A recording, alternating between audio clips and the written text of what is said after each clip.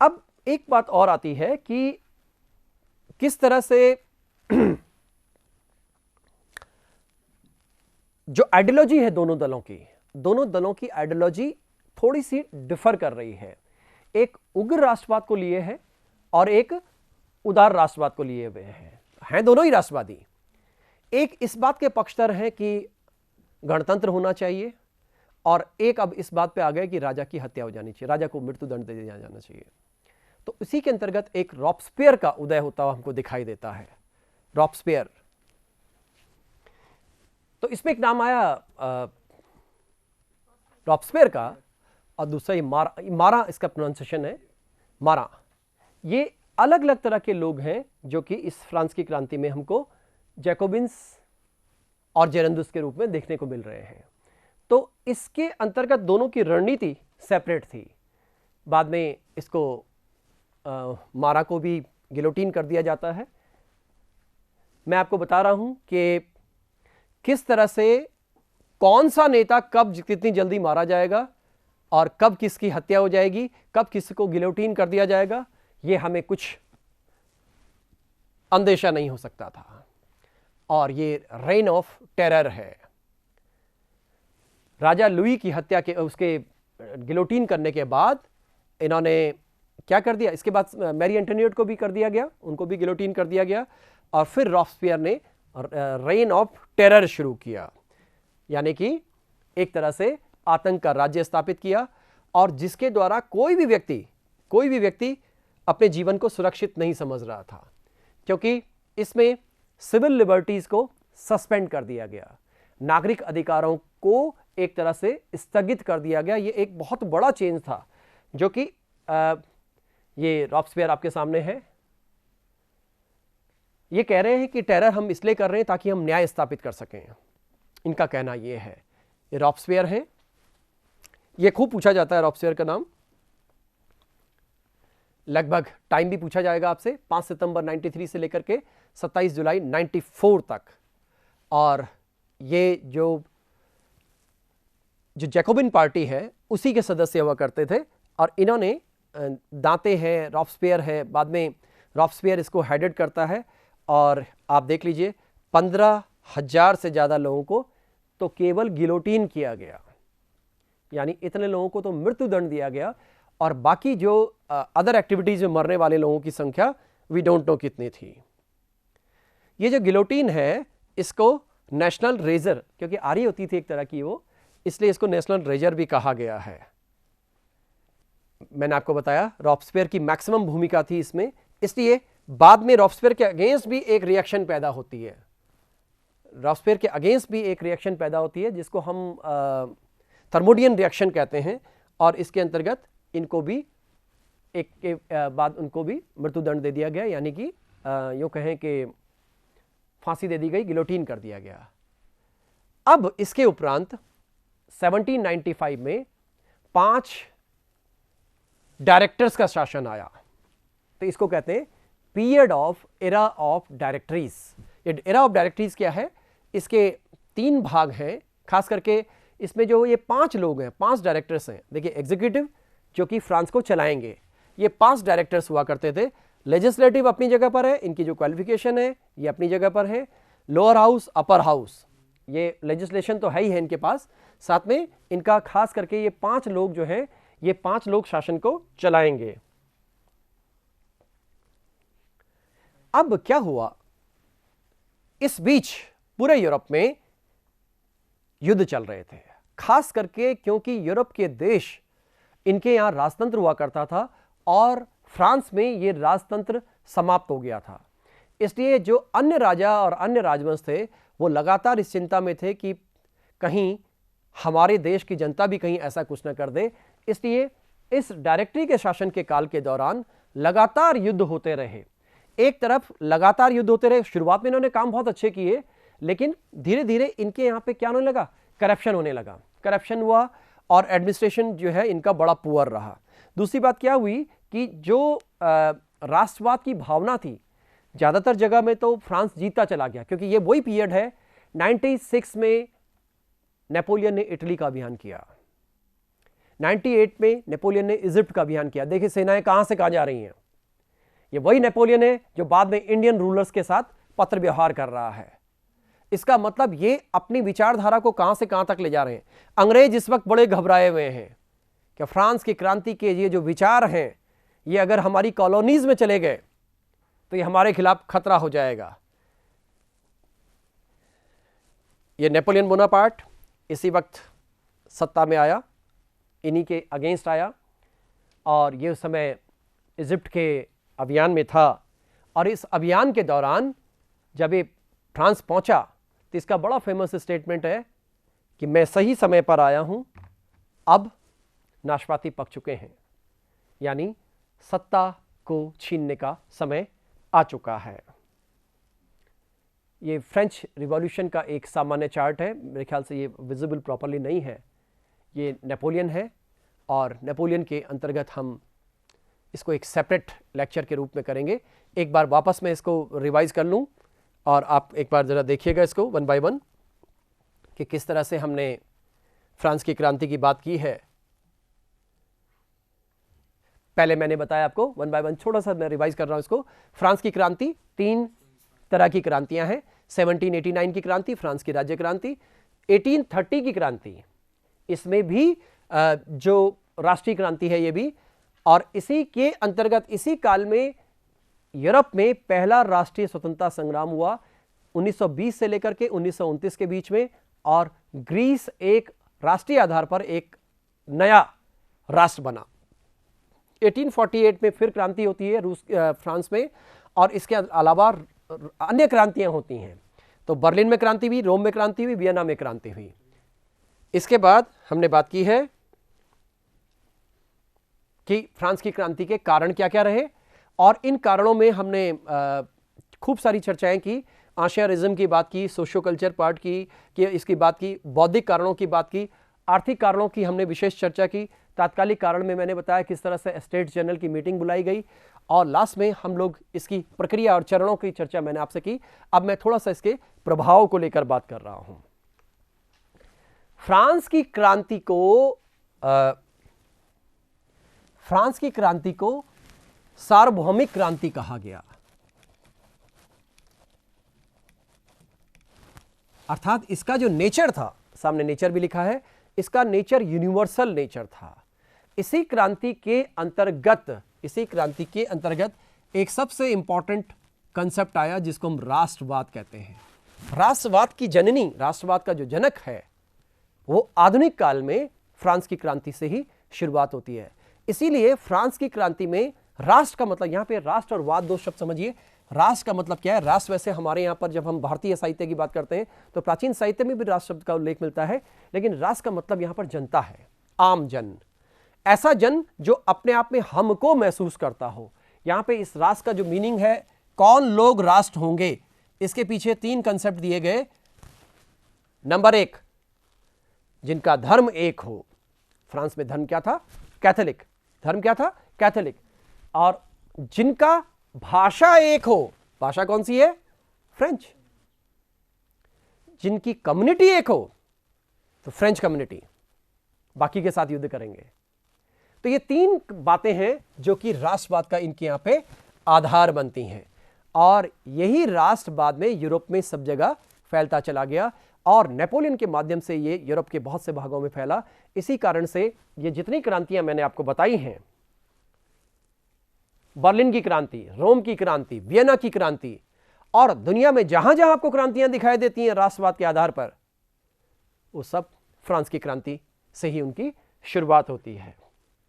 तो एक बात ये आई, एक फ्रांस की क्रांति के फलों की मैं बात कर रहा था, स्वतंत्रता, समानता और बंधुत्व। ये आप देख सकते हैं कि ये जो कंसेप्ट है, सर्फडम को समाप्त करना, फ्यूडलिज्म को समाप्त करना, ये फ्रांस की क्रांति के तीनों सिद्धांत हैं। ये न केवल यहां फैले बल्कि यूरोप में फैले और उसके बाद पूरी दुनिया में फैले। मैं आपको शुरू में एग्जांपल दे चुका हूं कि भारत के संविधान की प्रस्तावना में, प्रियम्बल में, ये तीनों शब्द आते हैं। सबसे पहली लाइन, हम भारत के लोग, और उसका एक एक शब्द आगे जो आएगा, इस संविधान को हम अंगीकृत करते हैं, आत्मार्पित करते हैं। और इसमें स्वतंत्रता, समानता, बंधुत्व, उसमें संविधान की प्रस्तावना में ये दो ही बातें लिखी गई हैं। पहले भारत कैसा होगा, तो 5 प्रकार का भारत होगा।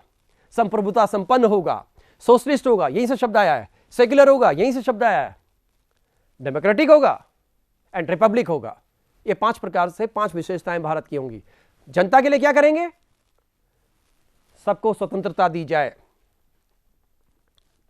5 प्रकार की स्वतंत्रता। समानता, 3 प्रकार की समानता। और बंधुत्व, इनके बीच में एक बंधुत्व की भावना विकसित करने के लिए हम इस संविधान को बनाते हैं और इसे आत्मार्पित करते हैं। यह विचार हमारी संविधान सभा का है, लेकिन आधार कहां का है?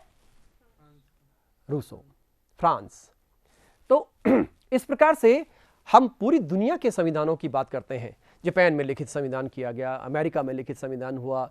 जैसे जैसे दुनिया के और देश आज़ाद होते चले गए, 1945 के बाद कुछ देश फर्स्ट वर्ल्ड वॉर के बाद हुए, कुछ देश सेकेंड वर्ल्ड वॉर के बाद हुए, जब आज़ाद होते चले गए तो उनके यहाँ भी संविधान सभा बनी और उनके यहाँ फ्रांस पढ़ा गया। ये फ्रांस के चिंतक पढ़े गए। आप कभी कॉन्स्टिट्यूट असेंबली की डिबेट्स पढ़िएगा, सुनिएगा, वो कोट करेंगे सीधे रूसो को, वो कोट करेंगे वॉल्टेयर को। नेपोलियन ने एक बात कही थी। नेपोलियन का जो नेपोलियन कोड था, उस कोड में उसने एक बात कही है। वो बात यह है, मैं 300 युद्ध लड़ा, लेकिन मैं अपनी 300 विजयों के लिए नहीं जाना जाऊंगा, मैं मेरे कोड के कारण से जाना जाऊंगा। फ्रांस की क्रांति के जितने फल थे वो संवैधानिक रूप से उसने एक कमेटी बना करके फॉर्म किया और उस नागरिक संहिता को, उस कानून की संहिता को उसने नेपोलियन कोड नाम दिया। और इस नेपोलियन कोड का प्रसार उसने जगह जगह करवाया। दुनिया के देशों के संविधान बनने की प्रक्रिया में नेपोलियन कोड भी पढ़ा गया।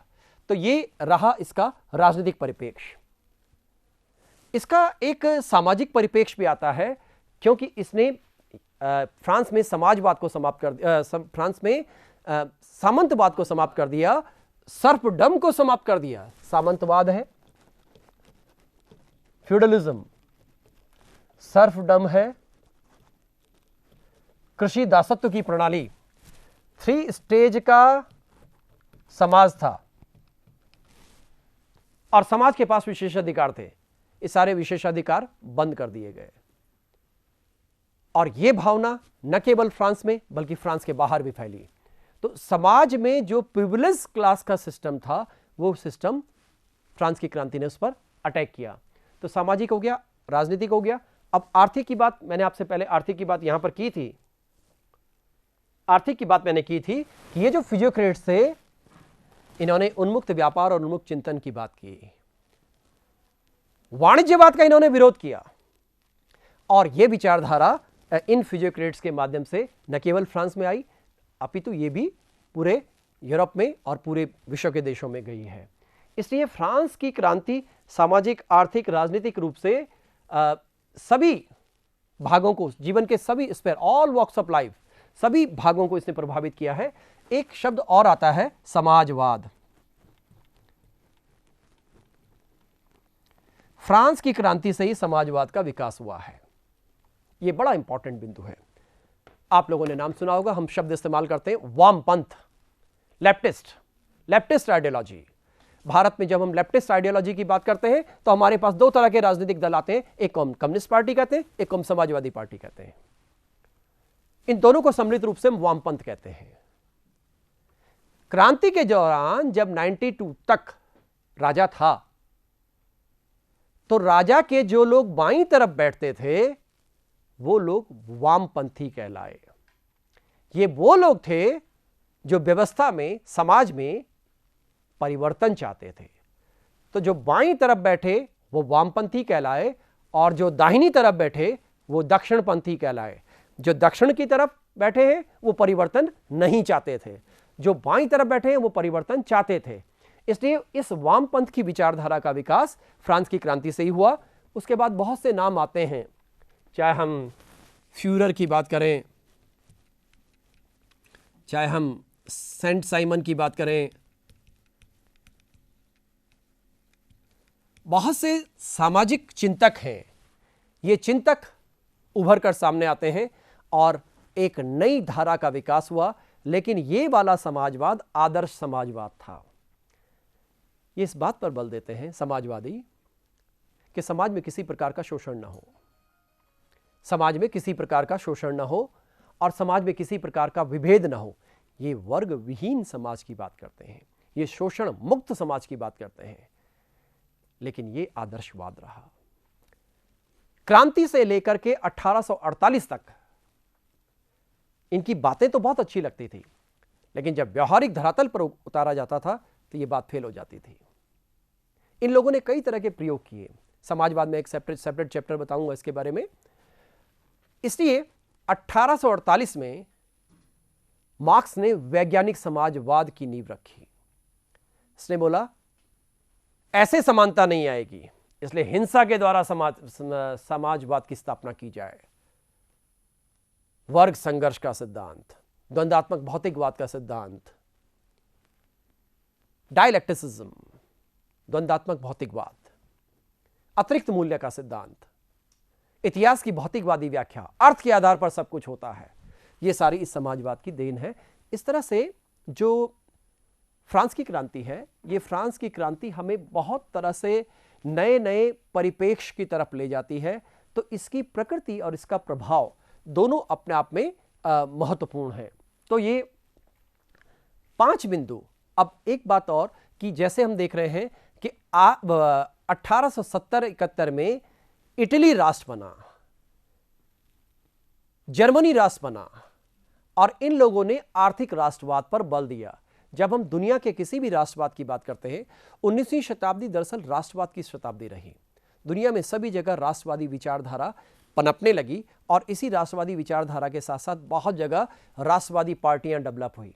देखिए भारत में भी आईएनसी बनी, बाद में इंडियन नेशनल कांग्रेस। जब समाजवादी विचारधारा आई तो दुनिया में सब जगह समाजवादी पार्टियां भी बनी, यूरोप में बनी। और रूस में जो समाजवादी पार्टी बनी उसने बाद में रूस की क्रांति को जन्म दिया। चीन में जो समाजवादी पार्टी बनी उसने चीन की माओवादी क्रांति को जन्म दिया। वियतनाम में जो समाजवादी पार्टी बनी उसने वियतनाम की समाजवादी राज्य को जन्म दिया।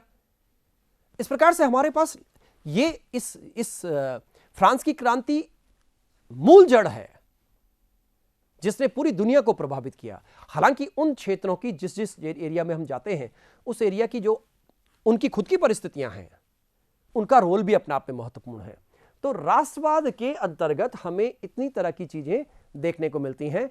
इस प्रकार से ये पूरा चैप्टराइजेशन, पूरा जो फ्रेमवर्क है, ये फ्रेमवर्क जहां से मैंने शुरुआत की थी कि फ्रांस की जो क्रांति है, उससे पहले मैंने आपसे फ्रांस की बात की थी कि फ्रांस किस तरह से,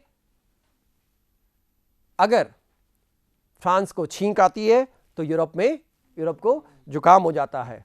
अब लग रहा है कि यूरोप से ज्यादा हो गया है। तो ये जो कंसेप्ट है ये इस बात को सिद्ध करता है कि फ्रांस अपने आप में इंपॉर्टेंट रहा। लेकिन फ्रांस इंग्लैंड की तरह पावरफुल नहीं रहा। दुनिया में 2 महाशक्तियां उस काल में थी, 18वीं 19वीं शताब्दी में, इंग्लैंड और फ्रांस। अभी अमेरिका नहीं है, लेकिन फिर भी इंग्लैंड ऊपर रहा, फ्रांस सेकेंडरी रहा। तो ये सारी बातें आती हैं कि किस तरह से आज जो फ्रांस की क्रांति है, फ्रांस की क्रांति को पढ़ने के नज़रिए, उसकी जो हिस्टोग्राफी है, फ्रांस की क्रांति की हिस्टोग्राफी, उसके संदर्भ में हम बहुत तरह की बात करते हैं। मैंने आपको शुरू में बताया था कि आजकल पीपल्स ओरिएंटेशन शुरू हो गया है। पीपल्स ओरिएंटेशन का मतलब है आम जनता का इतिहास, आम जनता कैसे इतिहास में इन्वॉल्व है, उसकी बात की जाए। तो इस प्रकार से हम इन सारे परिप्रेक्ष्यों को लेते हैं। क्रांति के 3 भाग आ गए और ये मैंने आपसे स्टेट जर्नल की चर्चा की थी, ये मैंने प्रबुद्धवादियों की चर्चा की, और दैट्स ऑल। Thank you.